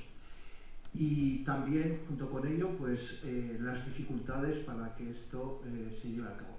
Me gustaría saber si en nuestro ámbito más cercano, es decir, en Vizcaya, en la Comunidad Autónoma del País Vasco, hay alguna experiencia de regeneración urbana con éxito, en la que pudiéramos ver que no estamos en una utopía, sino en una necesidad para alcanzar antes de que tengan que dedicarse a ello nuestros nietos. Hombre, sí que hay alguna experiencia, digamos, yo destacaría, por ejemplo, el barrio de Coronación en Vitoria, en Gasteiz, ¿no? Donde, bueno, es cierto que han afrontado de una determinada y lógicamente facilitada por fondos europeos el poder realizar una operación asimilable de alguna manera al objetivo de la regeneración, ¿no? Por lo que se intervenían los edificios, ha sido un proceso participado, las comunidades han ido viviendo progresivamente, ha habido, sin duda, algunos fallos, en el sentido, algunas cuestiones fallidas, ¿no? Yo creo que, bueno, también fruto de las urgencias de los procesos, porque había un objetivo muy importante, que era, por ejemplo, hacer un elemento que cohesionara, como era la calefacción urbana, ¿no? Donde cada uno no era, yo tengo mi caldera, sino que había un elemento vertebrador que era el district heating, que es la calefacción urbana dentro de un sistema de energías renovables, y eso a su vez permitía incorporar todos los elementos de la urbanización, todos los elementos colectivos, y bueno, pues yo creo que es una experiencia positiva de un primer acercamiento a un cambio de modelo de intervención en el cual nos podemos fijar, ¿no? Hay otras que igual no son tan interesantes, porque sí es cierto que han derivado de una publificación absoluta, y entonces realmente caeríamos un poco en esa problemática, o en esa dicotomía, ¿no? O es la voluntariedad o es la, digamos, intervención poco más o menos que manu militari, ¿no? de la administración, ¿no? Entonces, nosotros creemos que la regeneración requiere de unos mecanismos de colectivismo, ¿no? de acción colectiva de los barrios que en algún momento dado pueden aunar a las personas, pero con un objetivo no solo de protestar o de reclamar, sino realmente también de incorporarse en un proceso activo de definición. Y eso se produjo en el caso de Vitoria, ¿no? del barrio de Coronación, que creo que puede ser la primera operación significativa en este sentido en Euskadi. Bien, vamos a dar por finalizada. Eskerrik asko, Nacho, Álvaro, y os emplazo a la próxima.